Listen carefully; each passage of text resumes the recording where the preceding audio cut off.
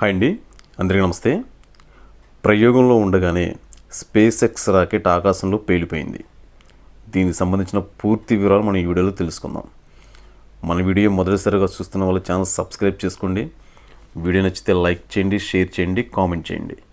ఇంకా మనం వీడియోలోకి వెళ్ళిపోదాం. స్పేస్ ఎక్స్కి చెందిన స్టార్షిప్ రాకెట్ ఇది ప్రయోగంలో ఉండగానే పేలిపోయింది. అసలు ఇది ఎందుకు పేలిపోయింది, దానికి గల కారణాలు ఏంటి అనేది అయితే మాత్రం వీళ్ళు దర్యాప్తు అయితే చేస్తున్నారు. గురువారం ఈ రాకెట్ని అమెరికాలో టెక్సస్ నుంచి ప్రయోగించారు. ఈ రాకెట్ ప్రయోగించిన తర్వాత దాని ముందు భాగం విడిపోయి బ్లాస్ట్ అయ్యి కరేబియన్ ప్రాంతంలో అక్కడ ముక్కలుగా పడిపోయింది.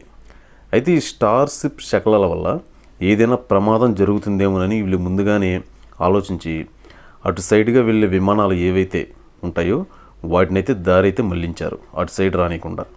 అయితే ఈ రాకెట్ పేలిపోవటం వల్ల అక్కడ ఏదైనా ఆస్తి నష్టం కానీ ఇంకేదైనా ప్రాణ నష్టం కానీ జరగకుండా ఉండేందుకు అధికారులు అయితే కొన్ని చర్యలు అయితే తీసుకున్నారు.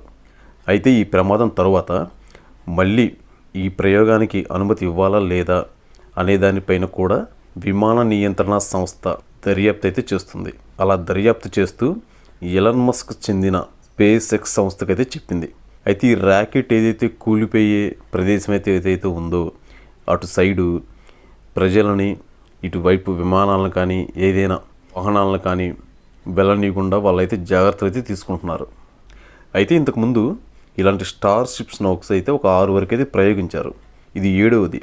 ఇప్పటివరకు ప్రయోగించిన వాటిలో కల్లా ఇదే చాలా పెద్దదన్నమాట. అయితే ఇంతకుముందు ప్రయోగించిన ర్యాకెట్స్తో పోలిస్తే ఇప్పుడున్న ఈ ర్యాకెట్ పైభాగం ఏదైతే ఉందో అది 2 మీటర్ల పొడవు ఎక్కువగా ఉంటుందని ఈ స్పేస్ ఎక్స్ సంస్థ అయితే చెప్పింది. అయితే టెక్సస్లో దీన్ని ప్రయోగించిన తర్వాత ఇది హిందూ మహాసముద్రంలో కూలిపోయేలాగా దీన్ని డిజైన్ చేసినట్లు కూడా ఆ సంస్థ అయితే చెప్పింది. మామూలుగా ఏంటంటే వీళ్ళు గురువారం సాయంత్రం 5 చిల్లరగా దీన్ని ప్రయోగించారు. ఇది దీని ముందు భాగం విడిపోవడానికి 4 నిమిషాల ముందే ఈ స్పేస్ రాకెట్ అయితే పేలిపోయింది. ఆ తర్వాత రాకెట్కి సంబంధించిన పూర్తి సమాచారం అయితే వాళ్ళకైతే కట్ అయిపోయింది. అయితే ఈ రాకెట్ పైభాగంలో ఆక్సిజన్ లేదా ఇంధనం ఏదైనా లీక్ అవటం వల్లే ఇలాంటి ప్రమాదం జరిగి ఉండవచ్చని ఈ సంస్థ అయితే చెప్పుకొచ్చింది. అయితే నెక్స్ట్ చేసే ప్రయోగం గురించి అయితే ఇంకా ఎలాంటి నిర్ణయం తీసుకోలేదని అయితే ఈ సంస్థ అయితే చెప్పింది. ఎలన్ మస్క్ చెందిన స్పేసెస్ సంస్థ ఈ స్టార్షిప్ను అయితే ప్రయోగించింది. అయితే ఇప్పటి వరకైతే ఎవరికి ఎలాంటి ప్రాణ నష్టం అనేది జరగకుండా అయితే చూస్తున్నట్లు కూడా అధికారులు అయితే చెప్తున్నారు. అటు సైడ్గా వెళ్ళే విమానాలను కానీ ఇతరత్ర వాటిని అయితే వెళ్ళనీయకుండా దారి మళ్లించి అయితే తీసుకువెళ్తున్నట్టుగా కూడా ఒక సమాచారం. Thank you.